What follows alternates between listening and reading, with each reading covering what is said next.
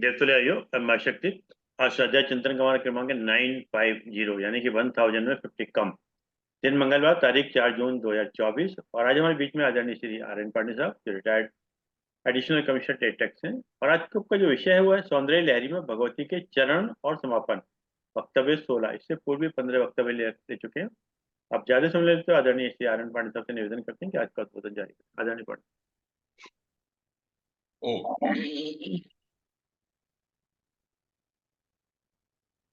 सर्वप्रथम गायत्री महामंत्र का उच्चारण करते हैं।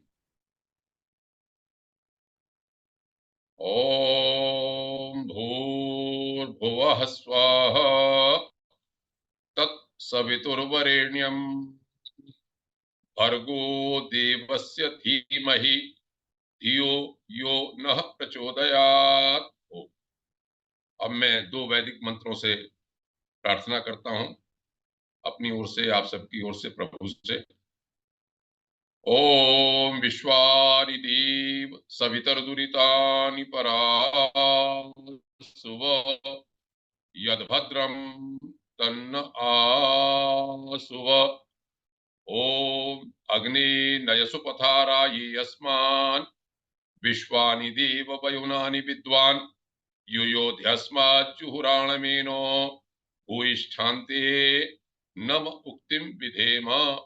हे सकल जगत के उत्पादक प्रकाश स्वरूप परमात्मन, आप हमारी बुराइयों को, दुर्व्यसनों को, आपत्तियों को दूर करें और जो कल्याणकारी हो वही हमको प्राप्त कराएं। हे सबसे अग्रणी अग्नि स्वरूप परमेश्वर, आप हमारे सारे कर्मों को जानते हैं। सन्मार्ग पर ले चलते हुए समृद्धि को प्राप्त कराएं और हम आपको बारंबार प्रणाम करते हैं। ओ श्री अरविंद शर्मा जी का आभार, मुझे पुनः अवसर दिया वक्तव्य के लिए। और आप सब बौद्धिक श्रोताओं का अभिनंदन, जो अपना अमूल्य समय देकर लगातार ऐसे वक्तव्यों को सुनते हैं तथा उत्साहवर्धन करते हैं। जैसा कि श्री अरविंद शर्मा जी ने बताया कि मैं सौंदर्य लहरी पर 16वां वक्तव्य दे रहा हूं। सौंदर्य लहरी का विषय भी आने का मूल कारण श्री अरविंद शर्मा जी ही हैं। मैं अनेक और वक्तव्य और विषय में देता रहा, लेकिन अचानक एक बार बहुत पहले, शायद अक्टूबर में प्रारंभ हुआ था ये, तो कहा कि सौंदर्य लहरी पर बोलिए। तो मुझे तब ये उम्मीद नहीं थी कि इतने वक्तव्य हो जाएंगे, लेकिन जैसे जैसे मैं ग्रंथ को पढ़ता गया, अध्ययन करता गया, तो वो सामने नई नई चीजें आती रहीं।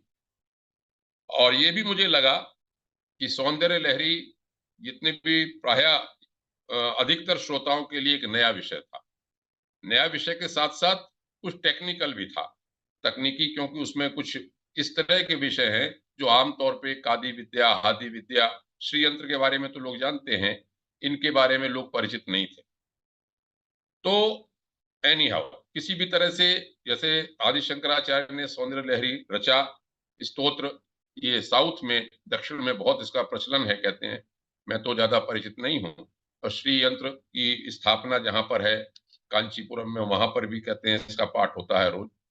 तो 2 भाग जो आनंद लहरी के थे सिद्धांत के, उस पर भी वक्तव्य दिए, और अंग वर्णन के बाद इसके वक्तव्य भी इसमें चल रहे हैं। आज पिछले वक्तव्य में भी मैंने चरण के बारे में कुछ कहा था, उसको थोड़ा संक्षेप करते हुए जो कुछ रह गया था वो आज मैं बोलूंगा।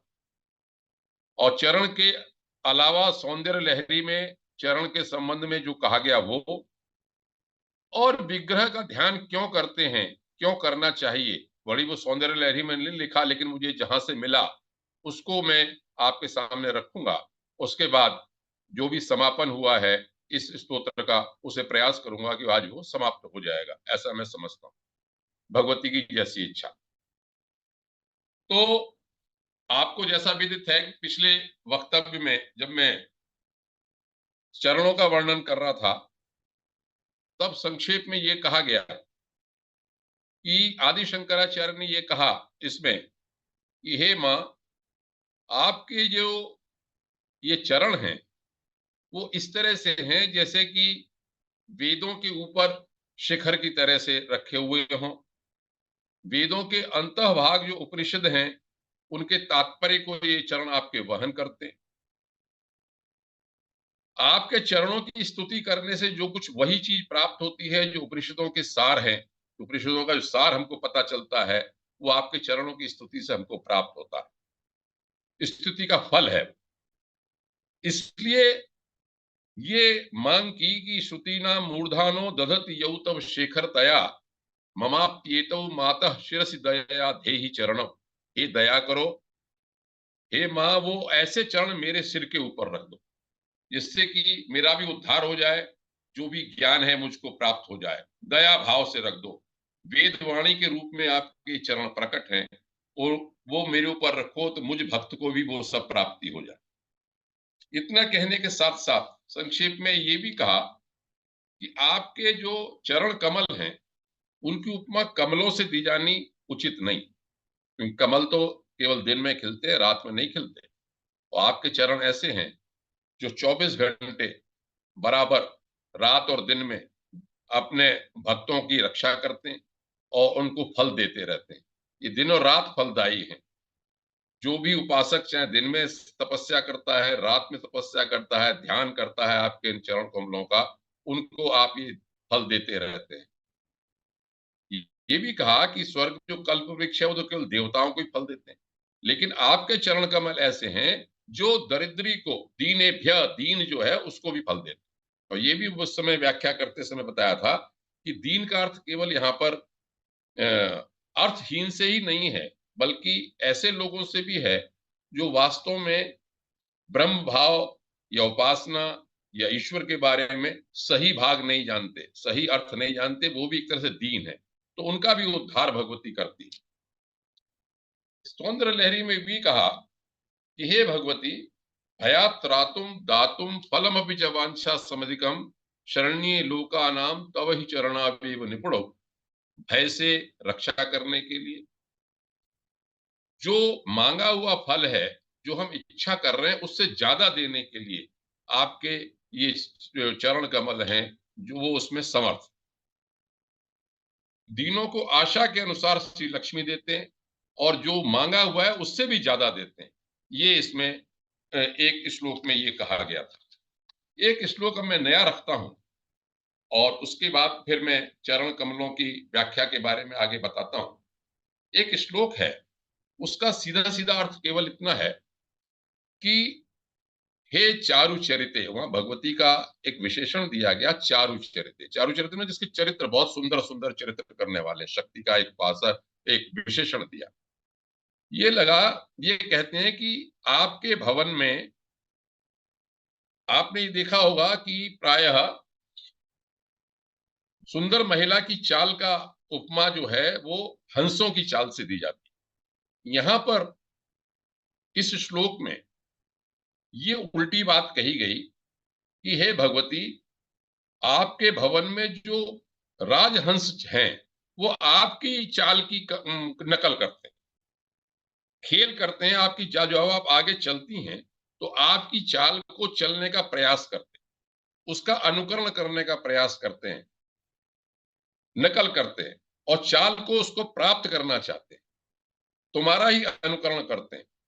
और आप जब चलती हैं तो आपके नूपुरों की जो मणियुक्त नूपुर है, उनकी झंकार जो होती है शब्दों की, वो मान लो उनको शिक्षा देता है कि हमको क्या बोलना है।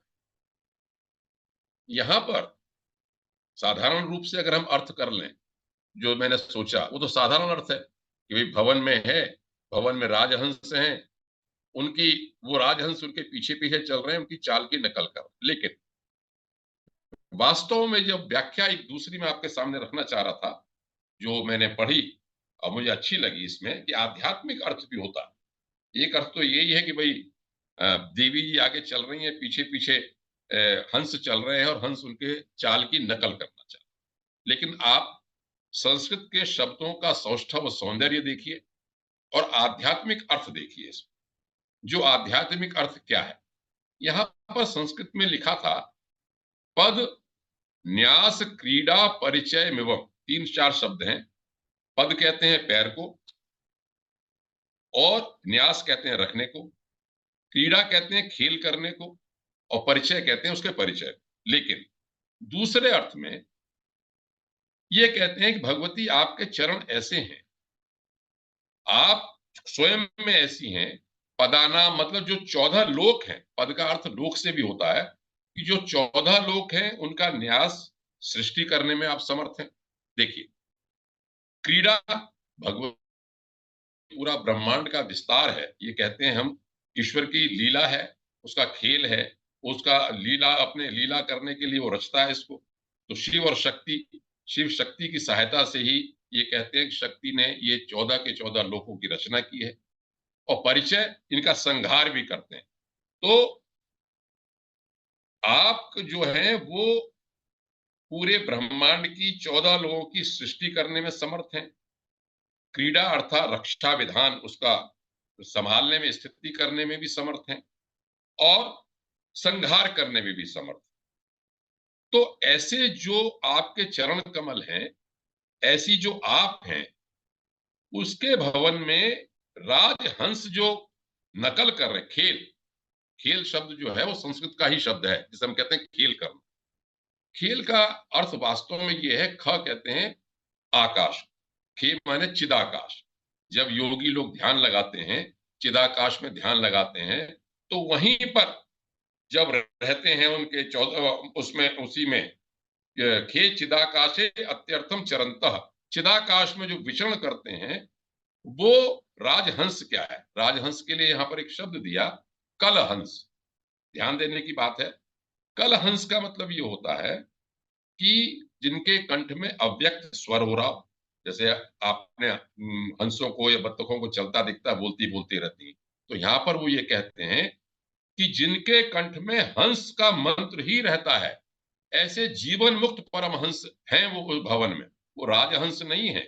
यहाँ पर राजहंस तो उपमा दे दी उन्होंने, लेकिन वास्तव में कुछ इस तरह के परमहंस जीवन मुक्त हैं जो भगवती का सदैव अनुकरण करते हैं, उनका साथ नहीं छोड़ते। वहां पर रहते हुए उन्होंने कहा कि भाई चल रहे हैं, अव्यक्त उनका कंठ में है हंस का।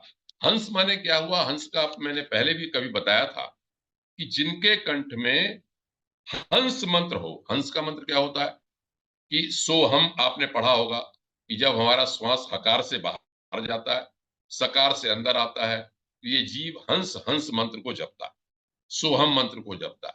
तो ऐसे जीवन मुक्त जो परम हंस लोग हैं वो वहां पर रहते हैं, और वो उनका साथ देते हैं।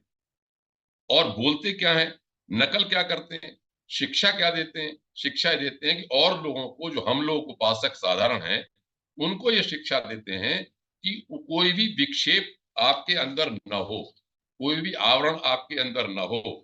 अविद्या की आवरण शक्ति और विक्षेप शक्ति के बारे में बताते हैं। ये भी बताते हैं कि ब्रह्म की शक्ति तो एक है, लेकिन जब वो अपने रूपों में अलग अलग विभिन्न रूपों में प्रकट होती है, तो कभी विक्षेप होता है, कभी आवरण होता है। अविद्या का आवरण भी हो जाता है, मन का विक्षेप भी हो जाता है। लेकिन वो परमहंस जितने जीवन मुक्त पहले हैं, वो हमको ये शिक्षा देते हैं कि हमको भगवती के चरणों का ध्यान करें तो हमको ब्रह्म प्राप्ति होगी। उनके चरण कमलों की प्राप्ति करने से ये आवरण, जितने विक्षेप हैं, वो हट जाएंगे। ये इस मंत्र में कहा। जैसे मैंने पहले बताया कई बार कि चरण शब्द जो है चर धातु से बनता है। थोड़ा सा टेक्निकल लगेगा, उसके बाद में इसे आगे और बढ़ाता हूं कि चर का मतलब होता है दो अर्थ, गति और भक्षण। अविद्या का भक्षण करते हैं चरण, और गति, गति के तीन तरह के अर्थ होते हैं, ज्ञान, गमन और प्राप्ति। ज्ञान क्या क्या, ब्रह्म ज्ञान कराते हैं कि ब्रह्म का ज्ञान हो। जब ब्रह्म का आपको पता लग जाए कि ब्रह्म ये चीज है, तो आप उसकी गमन करते हैं, उसकी ओर उपासना करते हैं, और जब प्राप्ति करते हैं। तो इन चरणों में, भगवती के इन चरणों में ये सामर्थ्य है कि वो इनको ध्यान करने वाले को, इनकी शरण में रहने वाले को, इनकी रुचि रखने वाले को ये ब्रह्म की प्राप्ति, ब्रह्म का ज्ञान आभास कराते हैं, उपासना भी उनसे पूरी होती है और प्राप्ति भी कराते हैं। यहाँ पर एक जगह ये लिखा कि भगवती चल रही है, चरण आगे चरण बढ़ाते हैं, उसे कहते हैं विकास, और फिर संकोच कि छोटा हो जाता है पैर। तो उन्होंने कहा कि आत्म स्वरूप का विकास भी है एक तरह से वो, और जगत रूप का संकोच भी। इस तरह से इसमें व्याख्या की इन्होंने कि संसार को प्रेरित करने वाली वासना को ये भगवती दूर करती है, शुद्ध निधि प्राप्त करती है। ये दोनों चरण तुर्यातीत ज्ञान को प्राप्त कराने वाले हैं। एक श्लोक का ये अर्थ पूरा हुआ है। यहाँ पर जानकारी के लिए मैं बता दूं, ये जो राजहंस या परमहंस की बात कही, यदि आगम ग्रंथों का हम अध्ययन करें तो वहां पर 50 चक्रादि देवता बताए जो आगम ग्रंथों को पढ़ते हैं। जहां भगवती का स्वरूप है, जहां भगवती का निवास स्थान है, सहस्रार चक्र में अधिकतर बताते हैं जैसे, तो वहां पर 50 चक्रादि देवता के नाम है और आगम ग्रंथों में उनके नाम पाए जाते हैं। तरह तरह की वाटिकाओं के नाम भी पाए जाते हैं, जैसे कालनाथ महावृक्षोद्यान में रहते हैं, दीपनाथ कल्पतरु वाटिका में रहते हैं। इस तरह से बहुत अलग अलग नाम है। मैं केवल रुचि लेने के लिए आपको बता दूं, वहां लिखा वेद माता गायत्री, वो हरिन मणि वाटिका है, उसमें उसका स्थान है। तारा देवी का अमृत वाटिका में है, कुरुकुल्ला देवी का विवर्षण वाटिका में।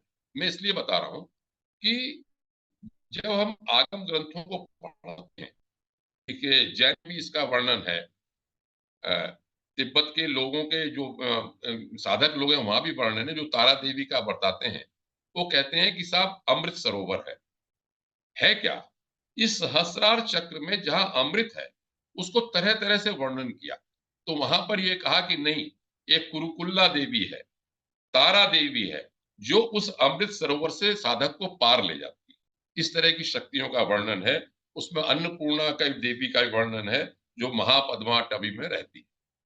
कहने का यह है कि मन से पैदा होने वाले, काम से प्रभावित संसारी हम जैसे लोग हैं, उनके लिए चरण उस वासना को दूर करते हैं। ये शुद्ध ज्ञान निधि हैं। उन चरण कमलों का ध्यान करने से निर्विकार अवस्था प्राप्त।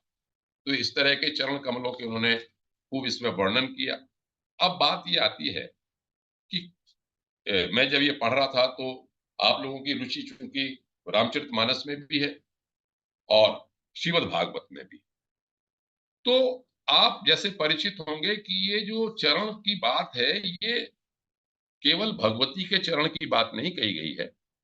रामचंद्र जी के चरण की बात हो या कृष्ण जी की बात हो, ये सब जगह इस बात को कहा गया है।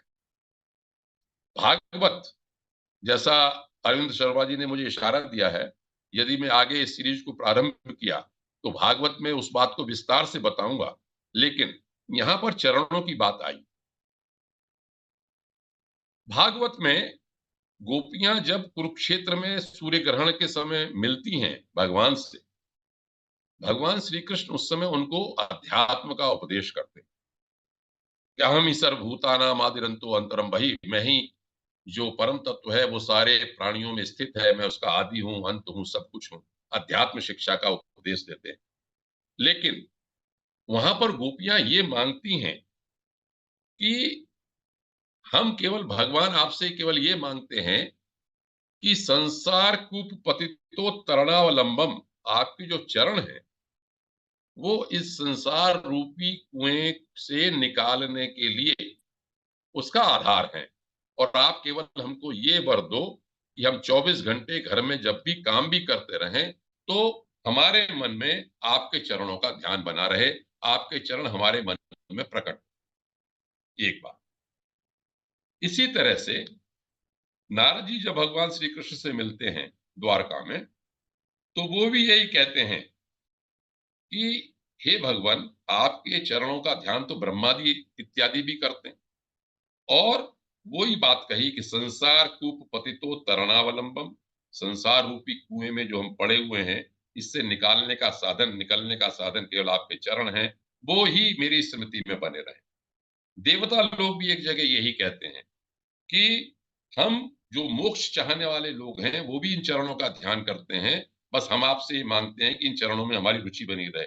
यही नहीं, भागवत में एक जगह ब्रह्मा जी भी यही कहते हैं कि ये मैं चाहे कभी मेरा कुछ भी होता रहे, लेकिन हे भगवान आपके चरणों का मुझे ध्यान रहे। और जो खुद भागवत कहने वाले सुखदेव जी हैं, उन्होंने भी एक जगह यही कहा कि जो इन चरणों का आश्रय लेते हैं उनके लिए ये पूरा संसार रूपी जो समुद्र है वो बछड़े के खुर की तरह से हो जाता है, छोटे की तरह से, और कोई भी उसको आपत्ति या विपत्ति वहां पर नहीं। सौंदर्य लहरी में इसीलिए ये कहा एक जगह कि पदम ते कीर्ति नाम प्रपदम, हे भगवती आपके जो चरण है ये कीर्तियों का स्थान है, और अपदम देवी विपदाम, हे देवी विपदाओं का अपद है, मतलब यहाँ के जो शरण लेता है चरणों में उसे कोई भी विपत्ति नहीं आती, ये इसमें कहते हैं। थोड़ा सा मैं विग्रह के व्याख्या करने से पहले एक बात और इसमें कहता चलूं कि जो मैंने पढ़ रहा था, जैसे सुंदरकांड सभी पढ़ते हैं, तो सुंदरकांड की भी थोड़े सा इसमें चरणों की बात यहाँ पर आती है। बहुत तुलसीदास ने तो बहुत कुछ लिखा है कि बंदऊ चरण कमल रघुराई, कि मैं रामचंद्र जी के चरणों का वर्णन करता हूँ। जाकी कृपा पंगु गिर लंघे, अंधे को सब कुछ दर्शाई, जिसकी कृपा से पंगु जो है वो भी पर्वत पर चढ़ जाता है, अंधे को सब कुछ दिखाई पड़ता है। जब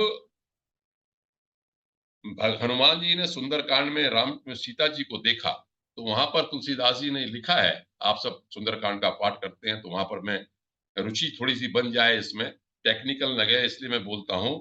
निज पद नियन दिए मन राम पद कमल लीन, वो खुद तो नीचे अपने पैरों की ओर देख रही थी, लेकिन उनका वो मन जो था वो राम जी के चरणों में लीन था। त्रिजटा के बारे में वहां लिखा कि त्रिजटा नाम राक्षसी एका, राम चरण रति निपुण विवेका। वो भी त्रिजटा जो थी राम जी के चरणों में उसकी रति थी बहुत ज्यादा। हनुमान जी ने जब ये कहा कि भाई मैं ये वाटिका के फल खाना चाहता हूं सीता माता से, तो सीता माता ने वहां पर तब ये एक बात कही है, जो दोहा लिखा है कि राम चरण पंकज उर धरहु, लंका अचल राज तुम करहु। ये हनुमान जी ने रावण जी से कहा। तो और जो सीता जी ने हनुमान जी को कहा रघुपति चरण हृदय धरि तात मधुर फल खाओ, हे हनुमान जी रघुमान रामचंद्र जी के चरणों का मन में ध्यान कर लेना, तब जाके इस अशोक वाटिका के फल को खाना। और रावण को जब समझाते हैं हनुमान जी तो कहते हैं कि अगर तुम्हें लंका का अचल राज्य करना है तो रामचंद्र जी के चरणों के ध्यान रखो।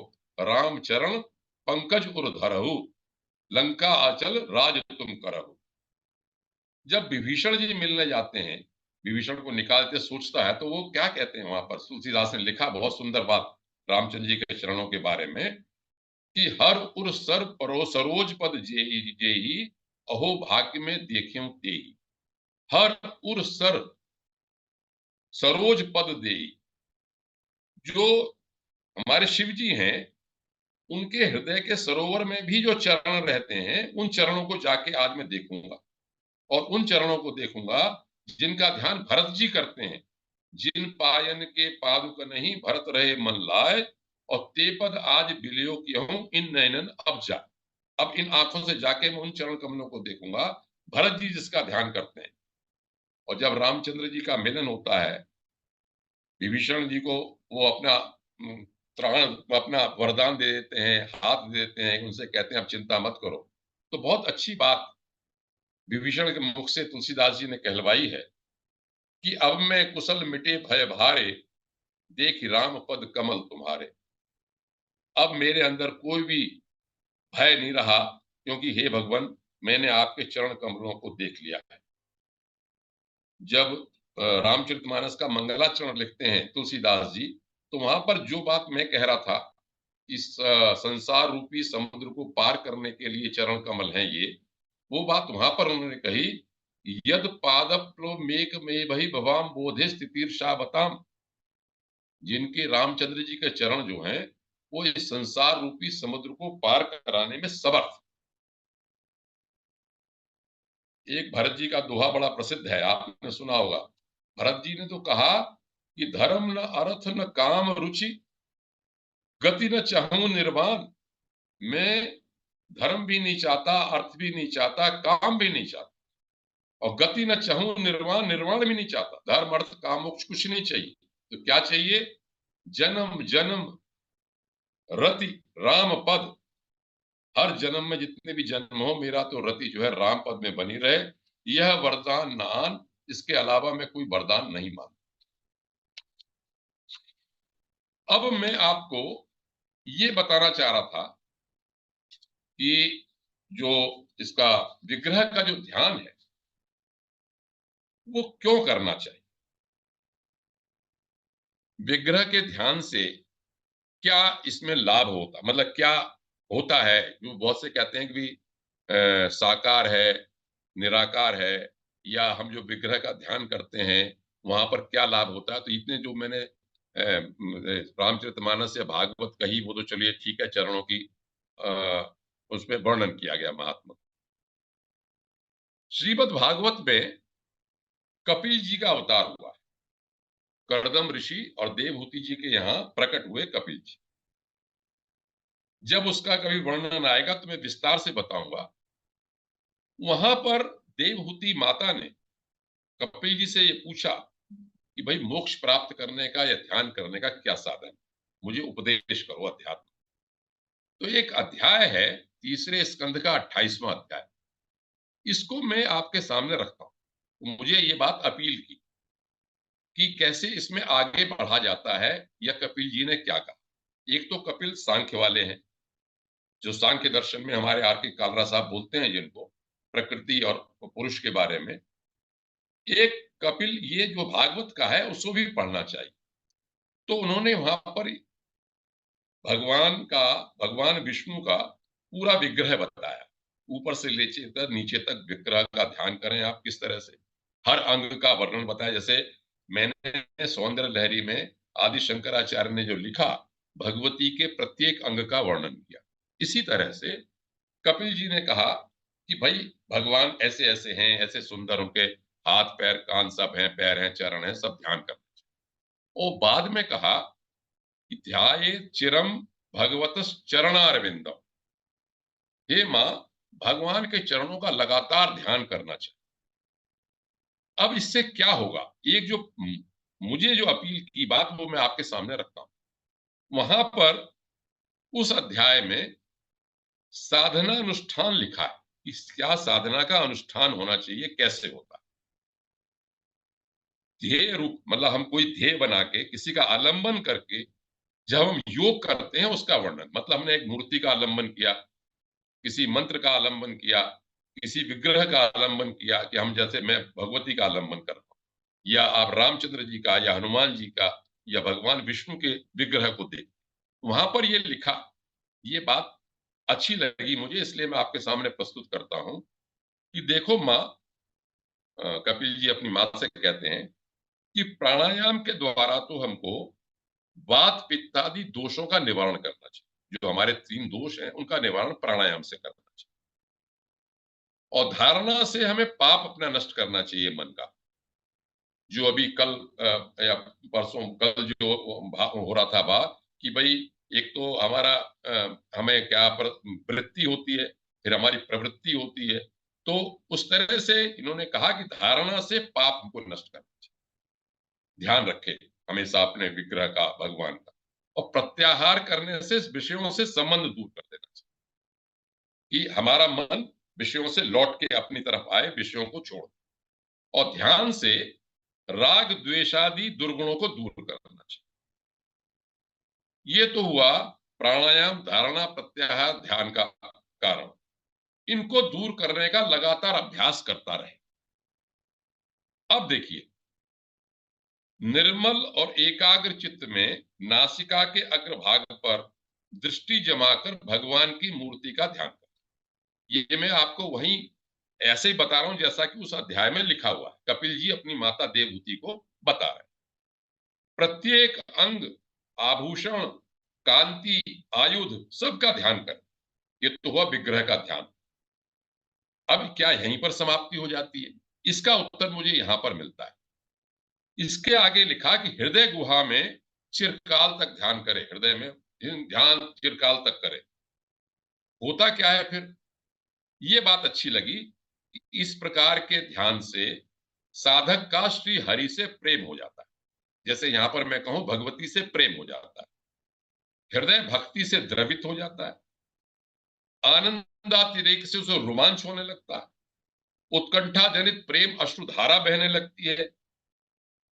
इतना हो जाता है, मतलब आपको इतना प्यार हो जाए, इतना प्रेम हो जाए कि आपकी आंखों से आंसू जब टपकने लगते हैं, आप भगवान का ध्यान करते हैं, भगवती का ध्यान करते हैं, तो लगता है कितनी कृपा उनकी हमारे ऊपर बरस रही है। रोमांच आपको जब होने लगता है, तो अब अगला कदम आता है कि शनै शनै ही चित्त को भी ध्येय वस्तु से हटा लेता है। जब रोमांच होने लगता है, तो आप जिसका ध्यान कर रहे हैं, वो भी आपके ध्यान से गायब हो जाता है। उदाहरण देते हैं, जैसे दीपक जल रहा है। दीपक जब जलता है, तो जलते जलते उसका एक स्थिति ऐसी आती है कि जो तेल जो है जब समाप्त होने लगता है, तो बत्ती बुझने लगती है। और जब बत्ती बुझती है, तो अपने कारण तत्व तेज तत्व में विलीन हो जाती है। इसी तरह से जब आप जिस विग्रह का ध्यान कर रहे हैं, आनंद उठा रहे हैं, धीरे धीरे वो विग्रह भी समाप्त हो जाता है। केवल आप सूक्ष्म रूप में उसमें अंदर चले जाते हैं। आपका आश्रय विषय राग से रहित होकर मन जो है ब्रह्म साक्षात्कार, ब्रह्म के ब्रह्माकारी हो जाता है, मन शांत हो। वहां पर लिखा कि देहादि उपाधि से निवृत्त होने के कारण ध्याता ध्येय आदि विभाग से रहित होकर आप एक अखंड परमात्मा को ही सर्वत्र देखते हैं। कहने का अर्थ हुआ कि साकार विग्रह की ध्यान करते करते आपको निराकार की ओर जाने का ये रास्ता है। निराकार आपको जाते हैं उस ओर। योगाभ्यास से प्राप्त अविद्या रहित चित्त की इस वृत्ति से ब्रह्म रूप महिमा में स्थित होकर परमात्म तत्व का साक्षात्कार कर लेने पर वह योगी सुख दुख के जो पहले अज्ञानवश उसको भोगने का जो अनुभव होता था, वो भोगना उसका समाप्त हो जाता। फिर अब हम तत्व को ही देखता है, और पूर्व जन्मों के जो पहले भी प्रारब्ध की बात पिछले लेक्चर में भी चल रही थी। प्रारब्ध यहां पर लिखा कि पूर्व जन्मों के संस्कार वश जब तक प्रारब्ध शेष हैं, तब तक इंद्रियों सहित वो जीवित रहता है। मतलब जो उसे फल भोगने हैं प्रारब्ध के, वो भोगता है, लेकिन वो दर्शन दृष्टा भाव में होता है। उसे पता है ये तो मुझे भोगने में से कोई प्रभावित नहीं हो रहा हूं। लेकिन योगाभ्यास से आनंद में परमात्म तत्व को भली भांति जानने के बाद पुत्र कलत्र आदि इस शरीर को स्वप्न में जैसे प्रतीति होने वाले शरीरों के समान फिर स्वीकार नहीं करता। इस चैप्टर में बहुत अच्छी ये बात कही कि पहले साकार विग्रह का ध्यान, उससे प्रेम होने के बाद साकार विग्रह से ऊपर उठना, उसका जो मूल कारण है वहां जाना, ब्रह्म तत्व में साक्षात्कार, हमेशा जो आपका जिस भी ध्येय का, जिस शक्ति का ध्यान कर रहे हैं उससे आपने लीन रहना। धीरे धीरे देहाध्यास जो है उसका समाप्त हो जाना, सुख दुख का दृष्टा बन जाना, और जब तक आपके प्रारब्ध हैं तब तक आपका रहना, ये जानते हुए कि सुख दुख जो हो रहे हैं या मेरे पुत्र या संसार जो कुछ है वो स्वप्न में जैसे मैं देखता हूं उसी तरह से है। मैं उसमें अहंता ममता नहीं करता। अहंता ममता न करने से क्या होता है, जो गीता कहती है कि निर्ममो निरहंकार स शांतिम अधिगच्छति। जिसमें ममत्व समाप्त हो गया, अहंता समाप्त हो गई, वो शांति को प्राप्त करता है। ऐसा ब्राह्मी स्थिति पार्थ नैनाम प्राप्ति विमुह्यति। अर्जुन से कृष्ण कहते हैं दूसरे अध्याय में शुभोदभूत्या के, हे पार्थ, इसको प्राप्त करने के, ये ब्राह्मी स्थिति है, इसको प्राप्त करने के बाद कभी मोह नहीं होता, और जो इसमें स्थित रहता है, स्थित्वा अस्याम अंत कालेपि, अंत काल में स्थित होते हुए भी ब्रह्म निर्माण मृच्छति, ब्रह्म के निर्माण को प्राप्त। ये मैंने इसलिए इसको रखा इसमें कि मन में ये आता है कि भाई विग्रह का वर्णन किया, सबका वर्णन किया, इसका क्या लाभ होता है या क्या आगे कुछ कदम है कि नहीं। अब मैं इन वर्णन के बाद आगे 10 मिनट में समापन की ओर चलता हूं कि कुछ श्लोक हैं इसमें, स्तुति में 8-10 श्लोक हैं, उसके संक्षेप में बात बताता हूं। एक श्लोक बड़ा महत्वपूर्ण लगा मुझे, उसमें भगवती के 10 गुण के वर्णन, 10 गुणों को मैं बता देता हूं। वहां पर उससे ये आइडिया होगा आपको कि भाई भगवती का क्या विस्तृत रूप इन्होंने दिखाया है। यदि भी व्याख्याकारों से पंचदशी विद्या भी कहा, उसमें कहा न 15 बार आया इसलिए पंचदशी विद्या है, लेकिन 10 जो गुण बताए, उन्होंने 10 अपत्यों से भी जोड़ा है, पुत्रों से, वो भी अलग है, लेकिन मैं इनके गुण बता देता हूं। वहां पर शंकराचार्य लिखते हैं, निधे नित्य स्मेरे, निधे माने आप गुणों की निधि हैं, नित्य स्मेरे आप नित्य हास्य रहता है आपके यहाँ, कभी दुख की बात नहीं है, हमेशा ये हास्य आपके चेहरे पर रहता है। निरवधि गुणे, असीमित गुण हैं आप। नीति निपुणे, नीति में आप निपुण हैं। निराधारक ज्ञान है, असीमित ज्ञान है आपका। नियम परिचितैक निलये, नियम परायण जो लोग हैं उनके हृदय में आप निवास करने वाली हैं। नियत्या निर्मुक्त, नियति से आप निर्मुक्त हैं, आपके ऊपर कोई किसी चीज का, किसी देव का, किसी इष्ट का, किसी नियति का कोई बंधन नहीं, आप उस सबसे अलग है। निखिल निगमांत स्तुति पदे, जितने भी वेद वाणी हैं उन सब के द्वारा आपकी स्तुति की जाती। निरातंके, आप अभयकारिणी हैं। नित्य, आप नित्य सनातन है। इस तरह की आप जो है, फिर उसमें एक बात इस श्लोक के अंदर लिखी कि निगमय ममापि स्तुति ममाम, हे भगवती, ये जो मैंने स्तुति की है आपकी सौंदर्य लहरी के रूप में, जितने भी श्लोक मैंने बताए, इसको निगमय स्तुति मिमाम, इसके दो अर्थ हो सकते हैं कि इस मेरी स्तुति को आप स्वीकार करो, कॉग्नियंस दो इसका, निगमय। दूसरा अर्थ ये होता है कि वेदवद आदरणीय करो, निगम कहते हैं, वेद को भी कहते हैं, तो कुछ इस तरह की कृपा करो जिस तरह वेद आदरणीय है वैसे ही मेरी ये स्तुति भी आदरणीय हो जाए। मतलब वेदों के समकक्ष है क्या, है तो वेदों का सार ही है, तो इसको आप स्वीकार करो, इसको आप प्रमाणित करो और वेदों की तरह से इसकी स्तुति को करो। है क्या, स्तुति का क्या महत्व है, ये भी आपको जानना चाहिए कि ये कहा जाता है कि भास्कर जो सूर्य है उसको नमस्कार करो तो प्रसन्न होते हैं। हरि जो विष्णु है, भगवान है, उनको अलंकार इत्यादि चढ़ाओ, उनका अलंकरण करो, उनके षोडश आभूषण से षोडश उपचार करो तो वो प्रसन्न होते हैं। शंकर भगवान अभिषेक करने से प्रसन्न होते हैं। लेकिन चंडिका स्तुति मात्रेण, भगवती जो है उसकी स्तुति करने से ही वो प्रसन्न होते हैं। और वो है कैसी, आगे लिखते हैं एक जगह कि तुरीया कापि त्वम दुर्दिगम निस्सीम महिमा महामाये विश्वम भ्रमयसी पर ब्रह्म महेशी। हे भगवती, आप जो हमारे स्वप्न जागृत सुषुप्ति उसके आगे तुरी अवस्था है ऐसी हो।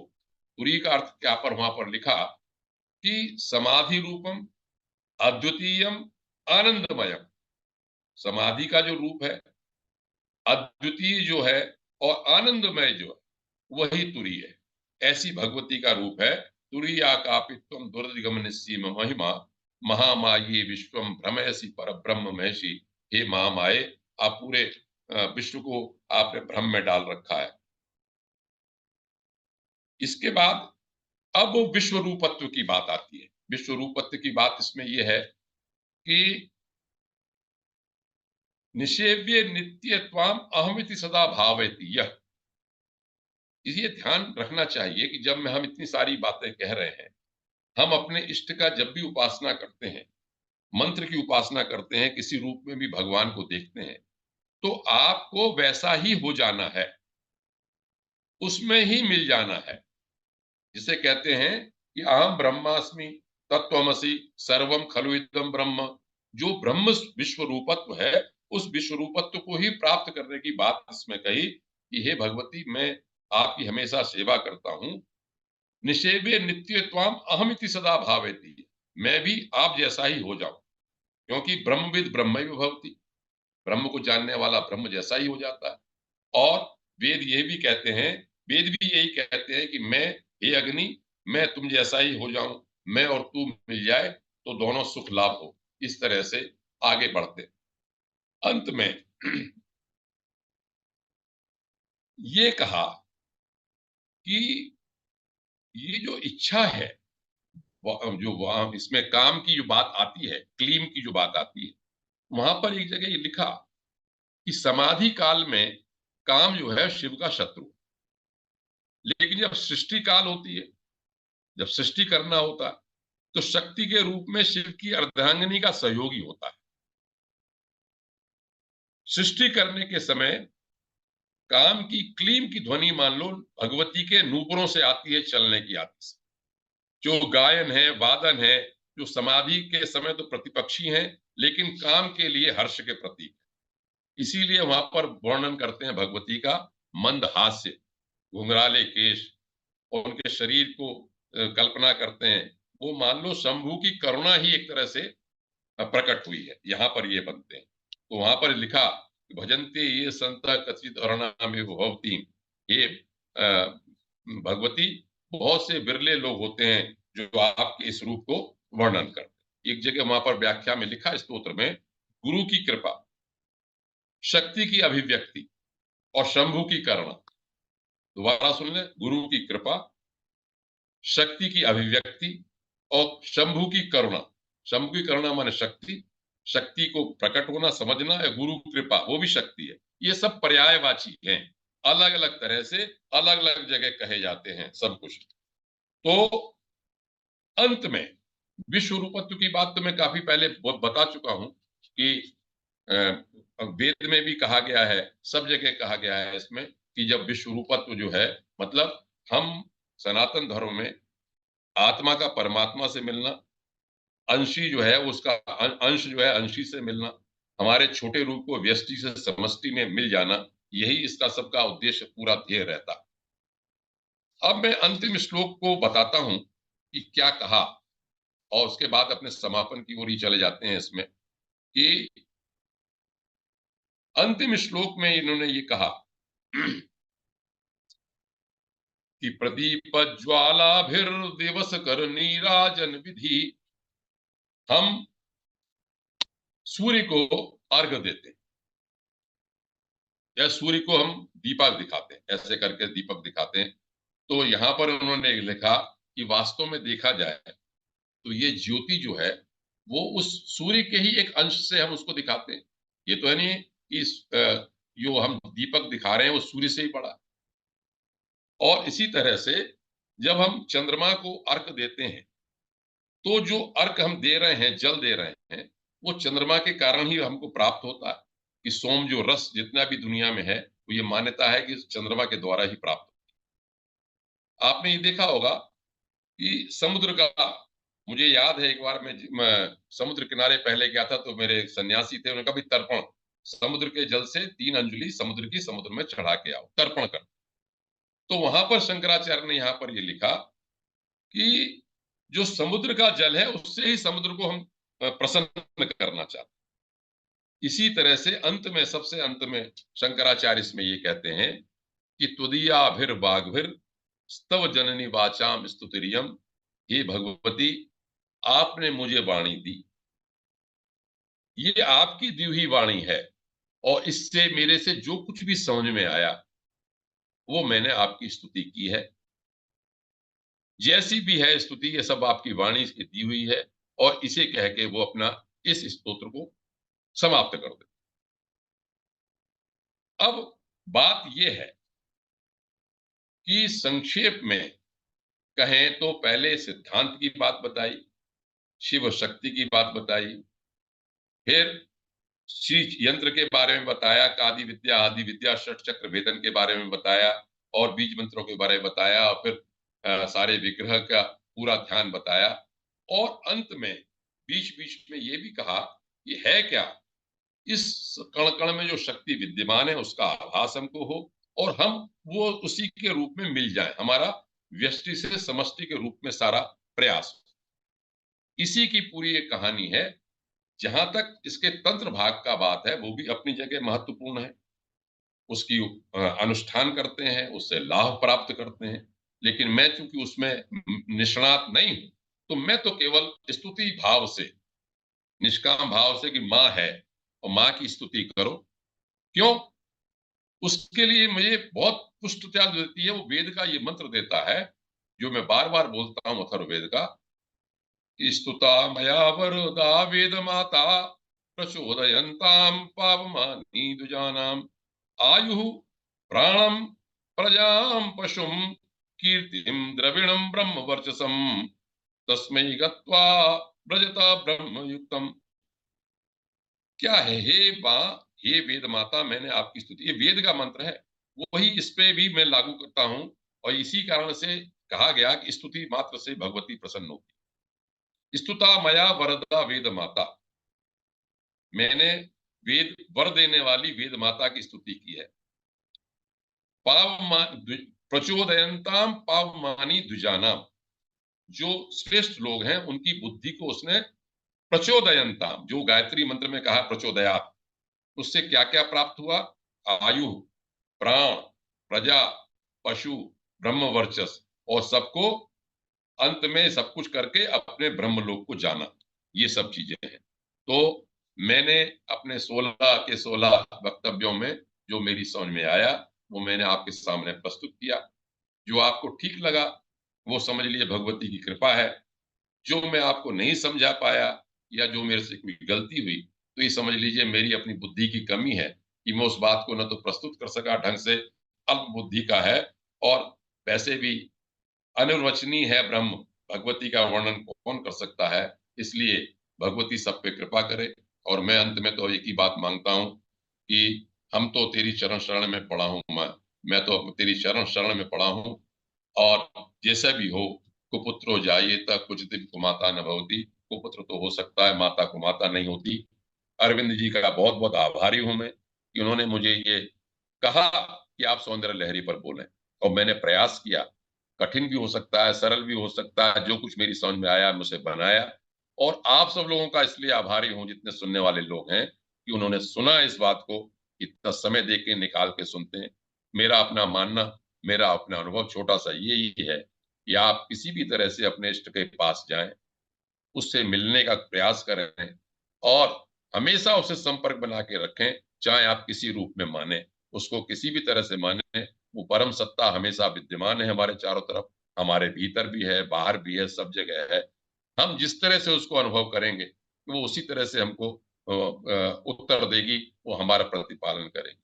जैसे मैंने बार बार कहा, वेद तो ये कहता है कि जैसे गाय जो है वो बनी ही बछड़े को दूध पिलाने के लिए है, इसलिए ये संसार रूपी जो पूरा वृक्ष है, ये हमारे ऊपर कृपा की है, भगवती ने कृपा की है, भगवान ने, कि हम इससे लाभ लें, इसके जानने वाले को जाने, इसके ध्येय को, इसके मूल को हम समझें। तो हम पर सब कृपा करें। आप सबका बहुत बहुत धन्यवाद। ये कहते हुए मैं आज के वक्तव्य को समाप्त करता हूँ, और सौंदर्य लहरी का भी प्रकरण समाप्त होता है।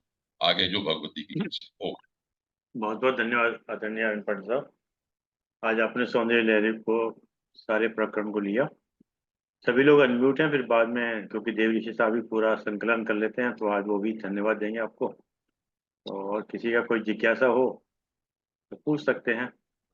काफी कठिन विषय रहा और काफी सरल तरीके से आपने उसको बताया, तो ये भी बहुत बड़ी विशेषता है। तो कोई किसी की जिज्ञासा बनती हो, वीरेंद्र चौधरी साहब की, शेखरी साहब की, या किसी की।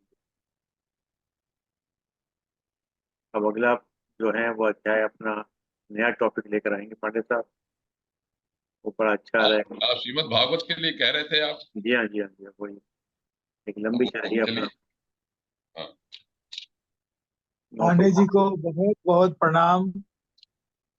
आज आपकी कृपा से ये जो माता के ऊपर इतनी गहन व्याख्या, माता के सभी अंग प्रत्यंग के करते करते फिर आखिर में चरण के ऊपर जो आपने कहा और ये जो बताया, बस और तो किसी किसी देवता, किसी विग्रह को कुछ चढ़ाने की जरूरत होती है, जो भी होती है, लेकिन माता को तो बस बस स्मरण करें और स्तुति करें, बस काफी।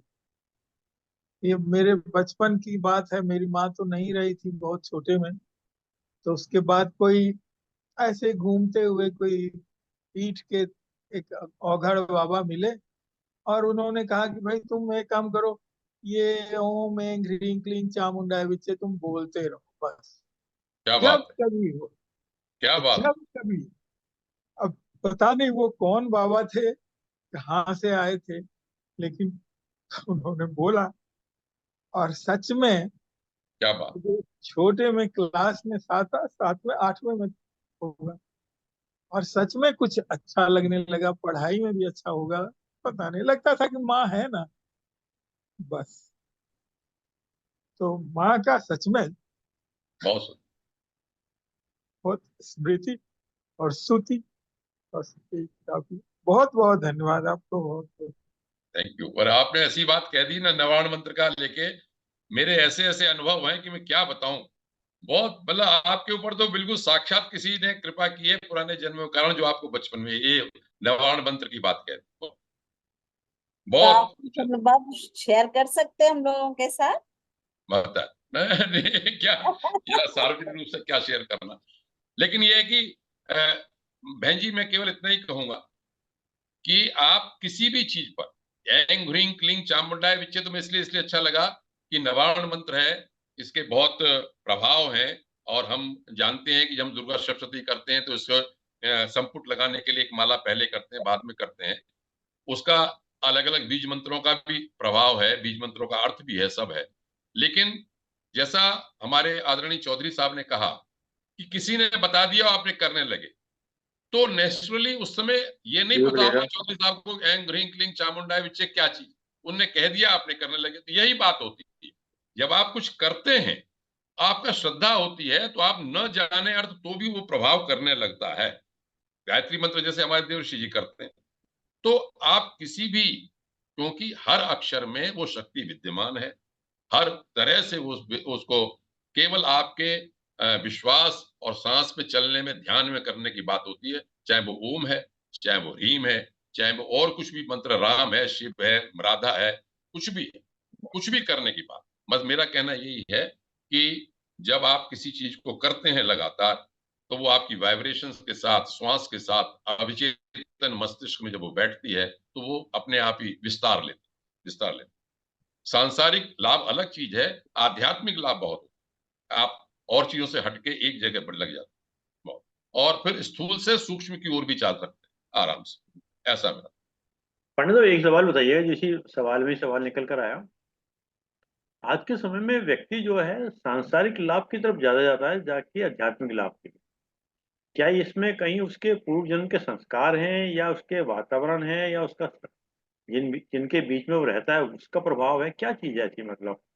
क्योंकि इसकी तरफ अध्यात्म जाना, क्योंकि एक तो क्या है कि हमारे जो परिवार में कुछ परिवार ऐसे भी होते हैं कि बच्चा बाबा बन जाएगा, मतलब अध्यात्म की किताब पढ़ेगा तो ये बन जाएगा, मतलब ये भी कहीं ना कहीं विचार है। अब मैं इसमें देखिए, बिल्कुल जो मेरी सोच थी, मतलब जो पहले मैं पढ़ता आया कि भाई संसार छोड़ने ओढ़ने सब बात, लेकिन मैं जब ये वेद पढ़े और जब मैंने ये सब अपने ग्रंथ पढ़े, तो मैं देखता हूँ कि वेद तो हमेशा हर चीज ही मांगते हैं, सकाम है।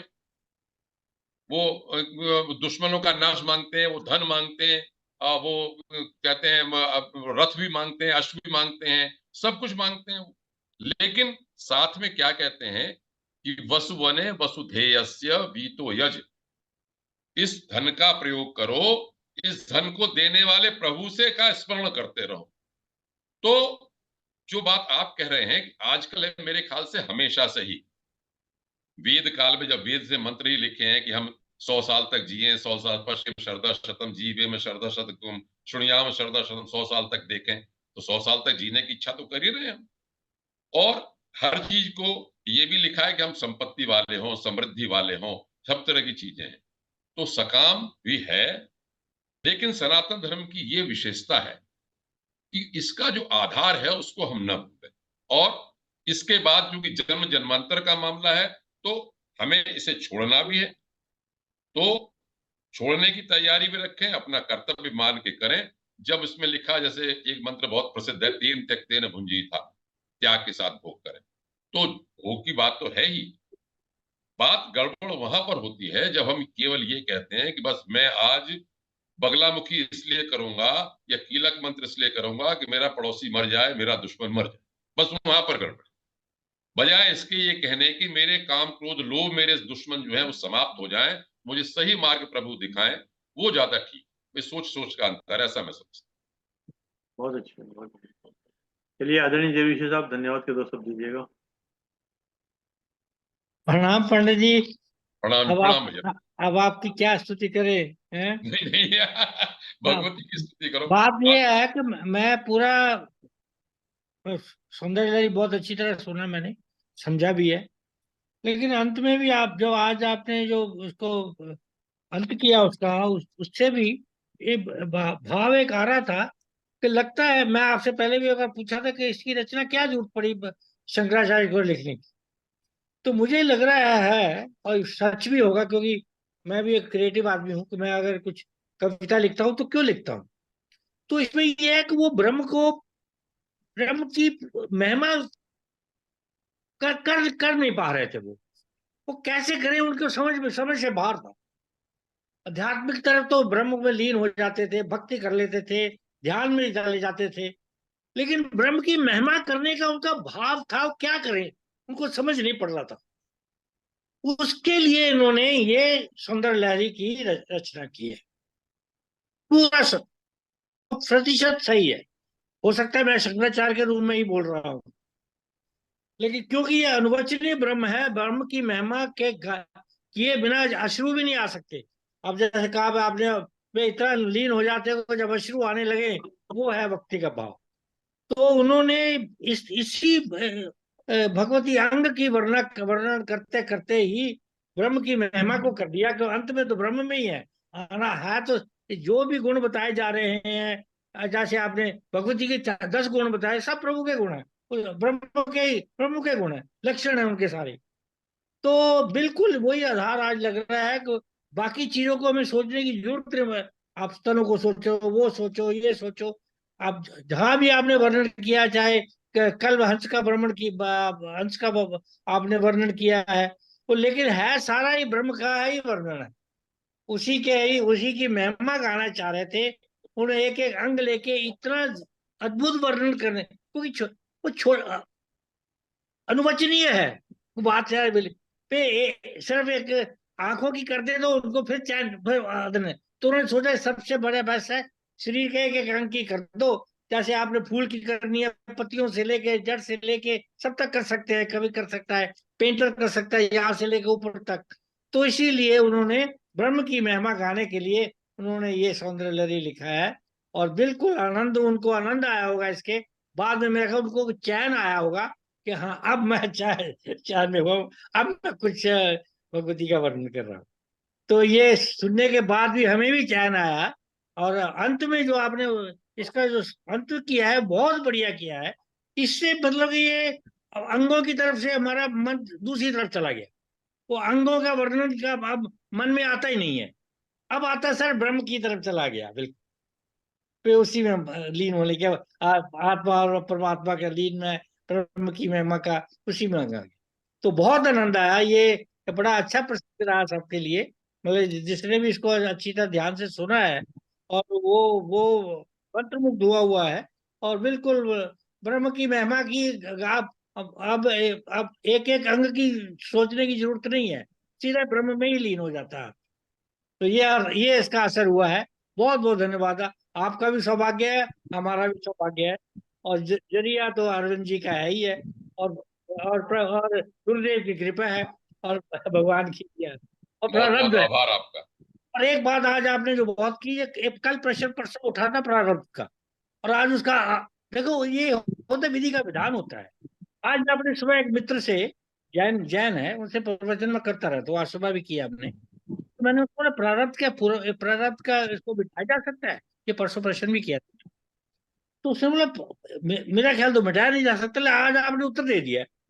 उत्तर ये दे दिया है कि प्रारब्ध मिटाया नहीं जा सकता, लेकिन आप इसको दृष्टा बन के देख लो, सुख दुख को दृष्टा बन के देख लो। और स्वप्न के मान, मैं तो हमेशा कहता हूँ, ये दिन भी स्वप्न है, जो जीवन है दिन भी स्वप्न है, एक रात का स्वप्न है ये, और रात को स्वप्न है ये जो दिन में करते हैं, और दिन का स्वप्न है। तो इसको स्वप्न के रूप में देख लो जो आ रहा है। तो ये रात्रि के दिन का स्वप्न देख रहा था, खत्म हो गया, जब रात हो गई तो दिन का स्वप्न खत्म हो गया। तो प्रारब्ध मिटाया, अरविंद जी के प्रश्न का भी उत्तर है, प्रारब्ध से होता है सब कुछ, लेकिन प्रारब्ध मिटाया नहीं जा सकता। इसको इसको निकलने दीजिए। एक एक ये तो आपने किया, क्योंकि ये कर्मफल की थ्योरी है, इसको मिटाना जा ही नहीं सकता। ये कर्मफल है, इसको कोई मिटा भी नहीं सकता। इसको एक दृष्टा बन के देख लो, जाने दो, आगे चला गया और अगला दिन आएगा। तो बहुत आनंद आया, बहुत ज्ञानवर्धक बना हमारा। ज्ञानवर्धक से ज्यादा आनंदवर्धक बना। ज्ञान की तो बहुत कोई सीमा नहीं, आनंद की। हाँ, आनंद, बहुत आनंदवर्धक बना हमारा, और हम धन्य हो गए। बहुत बहुत धन्यवाद आप। थैंक यू, धन्यवाद, आभार आपका।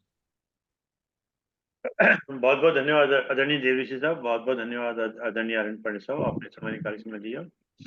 और जूम के लोगों का विशेष रूप से धन्यवाद कि आपने समय निकाल समय दिया। और जैसा कि एक विचार के साथ और 3 बार ओम के साथ अपनी बात को समाप्त करते हैं। आज का विचार बड़ा सोचनीय है, थोड़ा सा हल्का सा लंबा भी है, और लास्ट में एक मैसेज भी है, ध्यान से सुनिएगा। हल्का सा भारी भी है। मंदिर में नारियल तोड़ना ये बताता है, मंदिर में नारियल तोड़ना ये बताता है कि सबसे पहले हम नारियल की जटा हटाते हैं। सबसे पहले हम नारियल की जटा हटाते हैं। ये जटा है हमारी इच्छाएं, जिन्हें उन्हें सबसे पहले हटाना है। फिर उसको, उसका कठोर हिस्सा तोड़ते हैं। फिर उसका कठोर हिस्सा तोड़ते हैं, ये है हमारा अहंकार, जिसे हटाना बहुत जरूरी है। फिर निकलता है पानी। ये हमारे अंदर के नकारात्मक विचार हैं, जिनके निकल जाने के बाद फिर आती है प्योर सफेद ग्री, सफेद रंग की, जो आत्मा का प्रतीक है।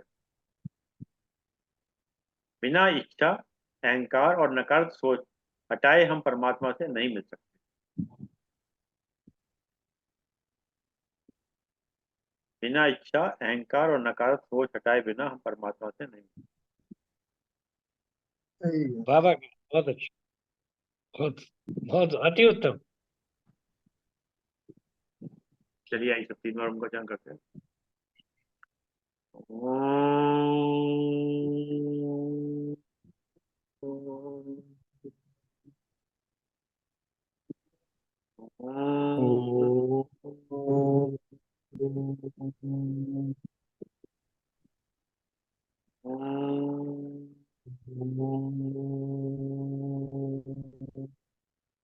शांति शांति शांति। सभी प्रणाम, सभी प्रणाम।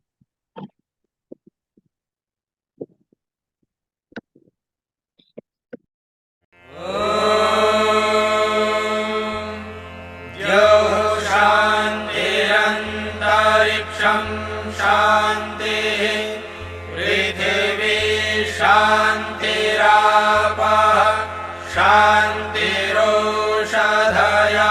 शान्तिः वनस्पतयः शान्तिर्विश्वे देवाः शान्तिर्ब्रह्म शान्तिः सर्वं शान्तिः शान्तिरेव शान्तिः सा मा शान्तिरेधि।